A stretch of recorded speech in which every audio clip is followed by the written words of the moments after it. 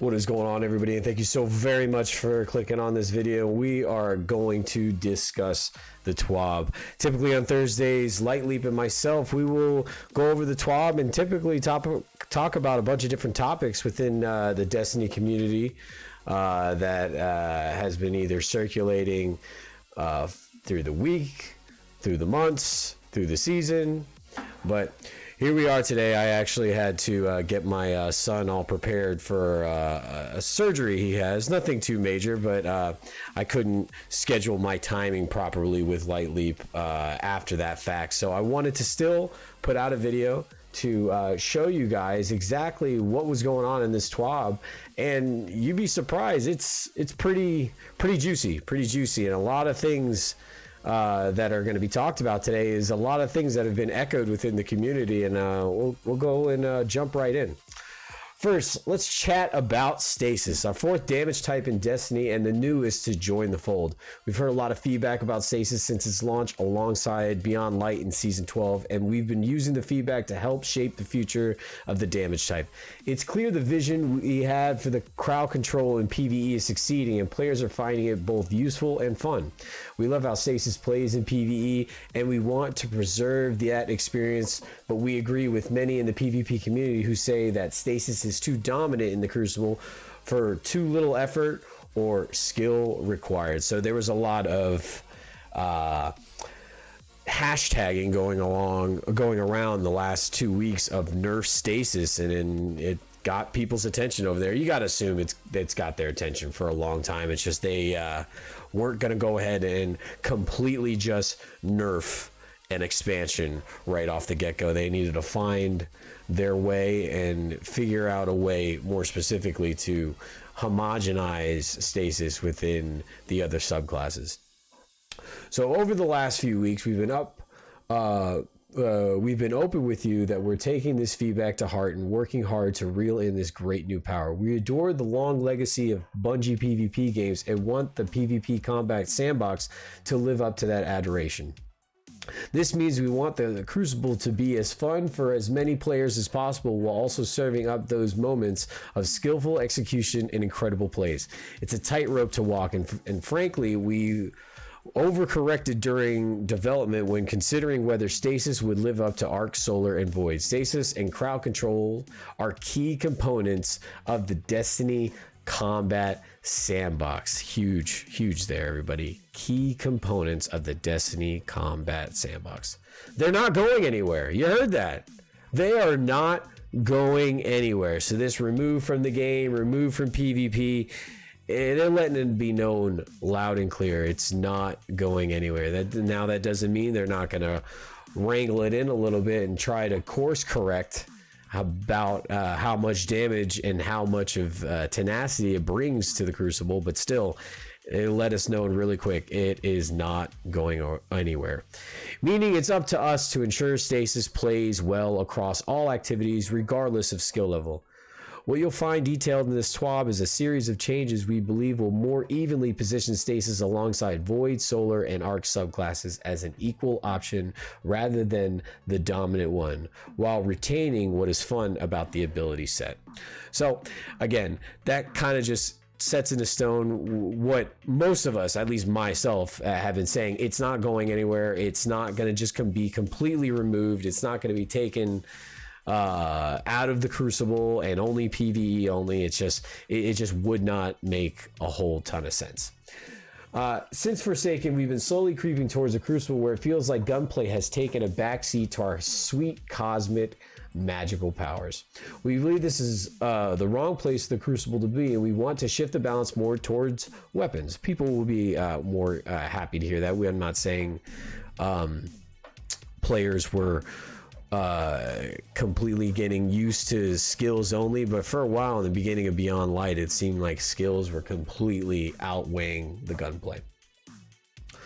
To us, the Crucible plays best when weapons and abilities have complementary usage in any given encounter. When we set out to define what our vision look like for the future of Guardian versus Guardian combat, it boiled down to a few key pillars.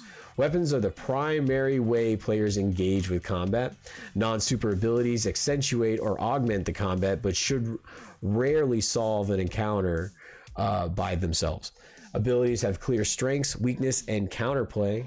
Build crafting is rewarding within the moment-to-moment combat loop of Destiny. Behind the scenes, we've been executing on these pillars by planning out a roadmap of patches that we believe will not only get Stasis to where it needs to be in PvP, but also set up to shift the PvP combat sandbox in a meaningful way toward more gunplay. So I think a lot of people will be happy and kind of in a reassured state that they're at least somewhat cognizant of what is going on, that the skills are a little bit taking center stage more so than the gunplay. And as I'm talking, you get to see this combat of me destroying people with stasis and slamming stuff. But I hold true to my guns. I still keep my guns in a very respectable light, and that I kind of focus on killing with them first, more so than opening into stasis. Stasis has become an option rather so much more than my only means to kill anything. All right. Sorry, let me scroll up here. Don't make a promise. Our first patch in this roadmap was released in March and was developed separately alongside Season 14. Unfortunately, due to the pieces already moving at the time, some changes were made that buffed Stasis and were not consistent with our goals. We're working hard to ensure that when we release hotfix patches, we can realign all those moving pieces to exist more cohesively. Please pardon our dust as we work to get fixes and new features out to you in a timely manner. Next, we have some details for our next week's hotfix below. As you'll see, there are a lot of changes to go over here, and they're all focused on Stasis. This patch is something we've moved up from Season 15 to help smooth over some of the pain points players have been feeling. It's important to note here that shifting our focus like those comes at a considerable cost to the team, so it's unlikely that mid-season patches of this scope will become a regular occurrence. I'll be honest with you folks, after reading through this ahead, there's a lot to go over, and I can't wait to see what the atmosphere is going to be like, either towards Stasis, against Stasis, and how people are going to totally just feel now that it's kind of being wrangled in a little bit. We'll break it down in just a second. Once this patch is shipped, we'll be diving back into Season 15, where we are planning to deliver another balanced patch focused on updates to the light subclasses while continuing to iterate on Stasis. The goal here is to address some key pieces of feedback and make more of the light subclasses viable across the game. After Season 15, things become a little bit more nebulous because we're still early in development. Well, I can talk about our areas of focus to help paint a picture of where we're headed. We'll be looking at ability regeneration rates and redesigning how the ability energy economy works across the game. Our goal here is to keep the PvE experience largely similar to the state of the game today, but reduce how often abilities are used in the Crucible. After that, we'll be taking a long, hard look at the Void, Solar, and Arc subclasses to re-examine each subclass path and how they fit into the combat sandbox. So this definitely helps the argument and helps people feel that the light subclasses aren't going to be abandoned. And I'm talking to you, Void Warlocks out there, because you guys, I feel so bad for you guys. It's just getting on a Warlock and making a Warlock for the first time a few weeks back. I just can't. I can't imagine being limited to just that subclass and all the things that they have basically done to it. Let's continue. Heating up. Hey Guardians, the combat gameplay. The combat gameplay team is currently working on changes to Stasis gameplay abilities aimed at improving the Stasis experience in the Crucible. We had originally planned to ship these changes in Season 15 alongside a larger subclass balance patch, but we decided to move several of the Stasis gameplay changes up to hotfix 3.2.0.3, which is planned to go live on Thursday, June 3rd. We're still hard at work on additional ability changes that will launch in season 15 and 16, but we wanted to get these stasis changes into players' hands sooner rather than later. Without further ado, here are the changes, and these are going to be going live, like I said, June 3rd, next Thursday. So, general stasis, stasis freeze, reduce duration of all non-super freezes versus players to 1.35 seconds. So if you get hit with the dodge and then the 2 shurikens, you know, now you only got a solid 1.35. It seems the penumbral blast is the same way, getting frozen by a grenade. All 1.35 seconds now. Note this freeze is too short to break out of, so breaking out is now only possible when frozen by a super. Now we can just sit there for 1.3 seconds instead of having to bash in our respective buttons to break out. Now we are only bashing in respective buttons on a super. Reduce special weapon, heavy weapon, and light ability bonus damage versus frozen players from 50% to 5%, giving you a little bit more survivability while you're frozen. I never really understood this. I truly didn't. I always felt that when you're frozen, why should you get a buff to stay alive? You're vulnerable. You're in a vulnerable state. It shouldn't help you be a little bit more tanky, so to speak. Whatever the case may be, we'll have to, you know, play test it, since we are the play testers. So we'll figure that out as it goes on. Personally, I've never been keen to that. I think it's kind of weird, but what are you gonna do? Stasis slow no longer reduces weapon accuracy. This was big. A lot of people were pissed off. They're getting slowed by shurikens and they can't shoot. They can't defend themselves. Now increases weapon flinch when under fire. This is the double-edged sword that I'm kind of already throwing my hat onto. That I think, I think along with people being frustrated with the fact that you couldn't aim. Now, when you're slowed and you're getting hit, the flinch is probably going to be through the roof. It's just another problem we're going to have to deal with. So now you're just going to have to get the first shot on another guardian to not have to be concerned about whether or not the slow is deteriorating your ability to fire. No longer suppresses class ability and air moves, e.g. Icarus dash. This was a little weird for me, because I think they was always on and off, that the abilities were being negated after being slowed. I think being slowed, you shouldn't be able to do your abilities. That's the whole idea of a slow. If you can still use your abilities to get out of a slow, was the whole point of having a slow in the first place. Be it as it may, if they're going to do it across the board, I'm glad Icarus is getting that back now. I know you couldn't Icarus dash after being back wrist or hit with a shuriken, but you could still melee out of one of those respective slows with a Titan. Well, we'll have to see how this all operates in playtest as soon as it goes live next week. They reduced the movement speed penalty while slow by 20%, so will be a little bit more of a pain point. We'll have to not have to worry about when being slowed. You got that speed penalty because you are moving like a snail. When you are slowed. The Whisper of Hedron's Fragment. The Whisper of Hedron's Fragment is a big pain point for a lot of people. No longer increases weapon damage after freezing. Now increases weapon stability, weapon aim assist, mobility, resilience, and recovery after freezing. We just removed that one. That just removed the meta for Hedrons. After this weekend of trials, you will more than likely no longer see Hedrons posted up in a lot of people's stasis fragments. Whisper of Rhyme Fragment no longer provides overshield while in super. I didn't use that one. I don't know too many people that were. Let me know if the Whisper of Rhyme, is that something you're pissed off about? Cold Snap Grenade. This thing made a resurgence after they took care of Dustfield. This thing has taken its top along the food chain when it comes to the grenades. Seeker no longer tracks targets after initial target acquisition, so now it's just going to be just a one and done. Increase arming duration before Seeker spawns from 0.3 to 0.8. Reduce detonation radius versus player from 3 meters to 1.5. Man, so now you're going to be able to jump out of that one a little easier, much easier than before.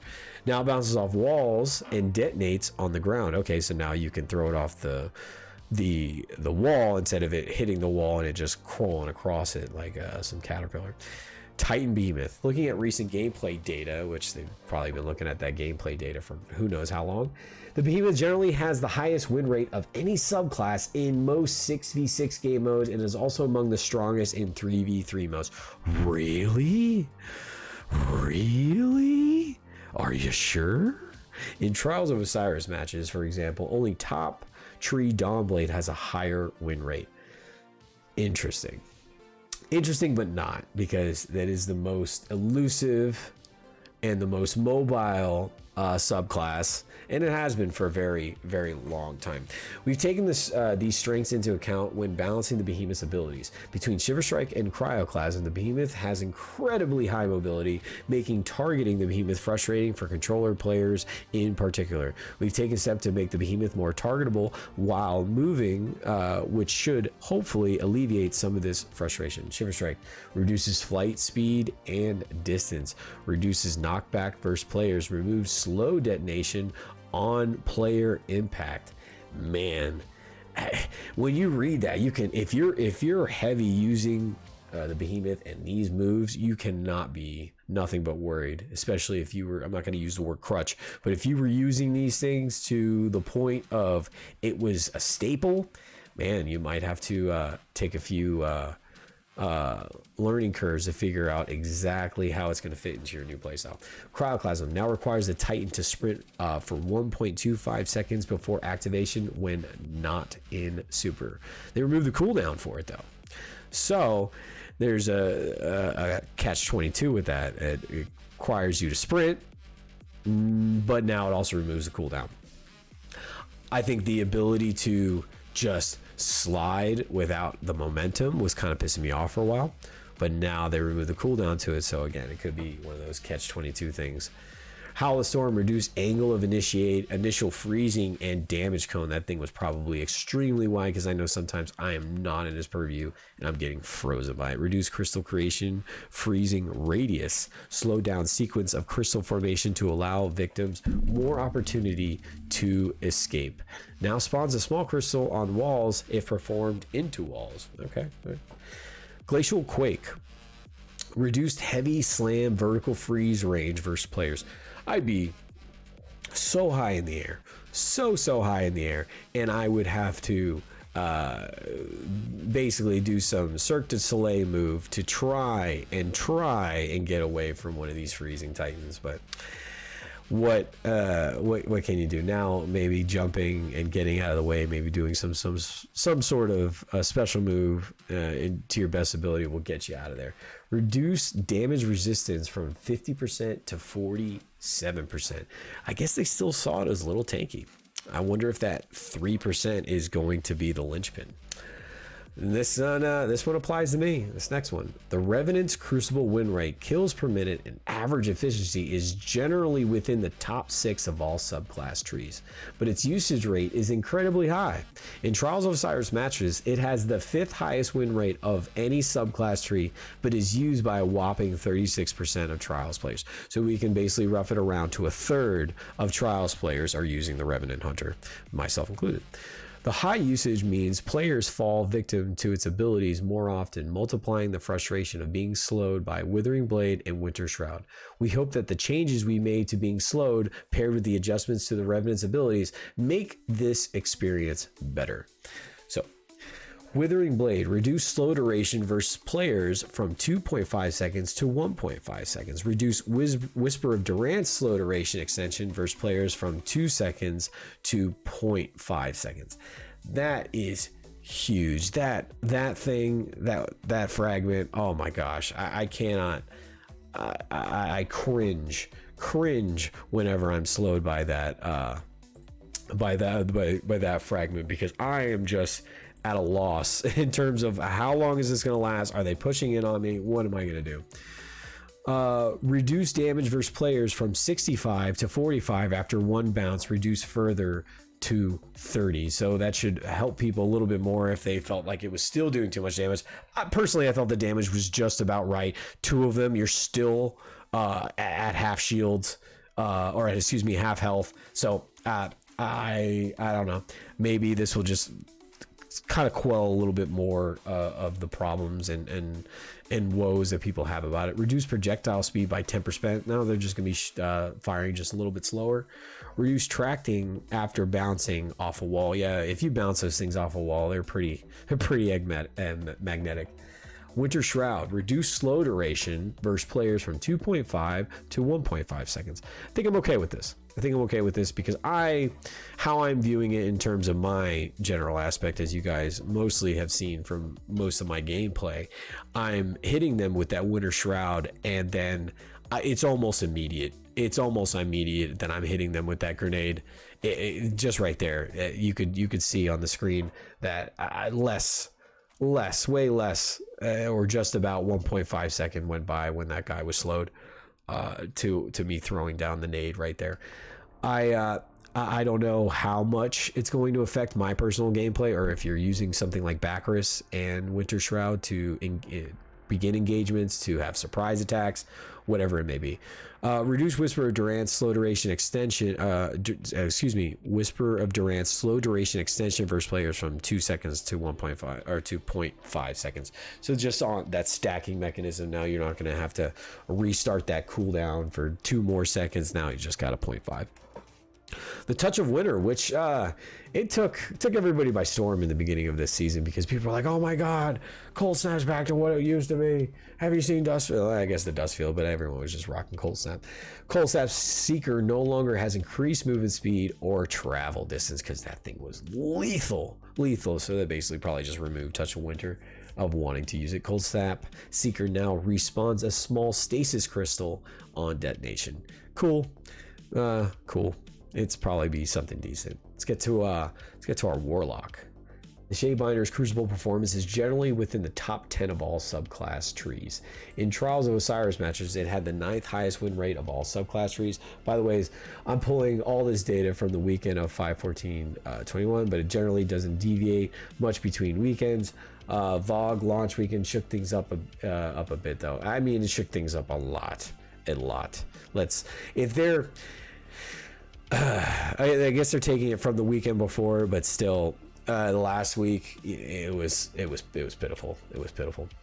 While the Shadebiter may not be the most powerful in a competitive play, being frozen by its abilities take a large emotional toll on the victim.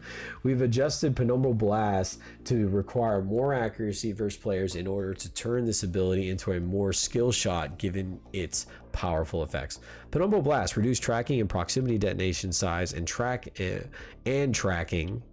Reduce tracking and proximity detonation size and tracking versus players. Sorry, I feel like they're reiterated with the tracking. Reduced freeze radius versus players when impacting the environment from 2.7 meters to 1.5 meters. I hope the Warlocks aren't getting screwed again. They feel like they've been screwed. Ice Flare Bolt. Seeker now only chains once when spawned from a player shatter. Winter's Wrath. Freezing projectile tracking strength now ramps down to 0 after 2 seconds of flight. We hope these changes have a positive impact on your Crucible experience. While the gameplay team is very busy working on future releases, Crucible and the PvP community are incredibly important to us, and we'll continue to monitor gameplay data and community feedback regarding Stasis and subclass abilities in general. We'll continue to update Stasis until its win rates and usage rates are in line with the light subclasses. Expect more updates in the future. Overall, I think most people should be happy again. They're bringing it down. They're wrangling in Stasis to the point where people aren't feeling so completely overwhelmed by it that after this one, if you're still just bitching about Stasis, I think it might be time to just might have to find something else in terms of a PvP experience, because they said it in the very beginning, it's not going anywhere. It's not going anywhere, and that might upset some people. I understand. Not here to sit here and make you guys feel like, nah, that's exactly what you're meant to feel and how it's meant to feel. A few other things that they were going over in the TWAB, I probably won't read through it piece by piece. They went over the expunge, the weekly pinnacle mission, real quickly. I enjoyed it thoroughly. I think it was something newer to the degree of what we can expect of mission gameplay and development. We're not gonna, we're not going to get a Presage. We're not going to get a Harbinger. We're not going to get Whisper. I just feel like those aren't going to be as frequent. So if we get a really cool seasonal activity that doesn't get dry after the 5th week, I'm pretty content. I really appreciate you guys watching this after the fact. Typically on Thursdays we're live. Light Leap and myself, and we're trying to find people to add on to the show. We are discussing what's going on in Destiny this week, and we had a lot going on this week. We had VOG drop this week, and we're going to still talk about it. I figured after this week, in a full week in total, we'll have our experiences. We'll get a little bit more information in terms of the community. We already know who won the day 1 race, but overall, I love it. I'm happy to be playing it again. It's nice to be efficient at it after playing it so many times and failing so many times. It's just cool to know mechanics and see that work and get to experiment with new ways of taking care of some of these things. So again, appreciate you guys watching this after the fact. We usually do these live, so this is predominantly a live channel. I don't do many 2 uploads like this, but today, between not being able to link up with Light Leap because of my family arrangements and the amount of information that we got from this TWAB, I couldn't help but to not make a video. So again, appreciate it, everybody. We'll see you on our live streams, which typically take place on Wednesday, Thursday, and Friday. We're gonna be working Saturday as something different, maybe a brand new game, so keep on the lookout for that. As always, Guardians, you stay flawless.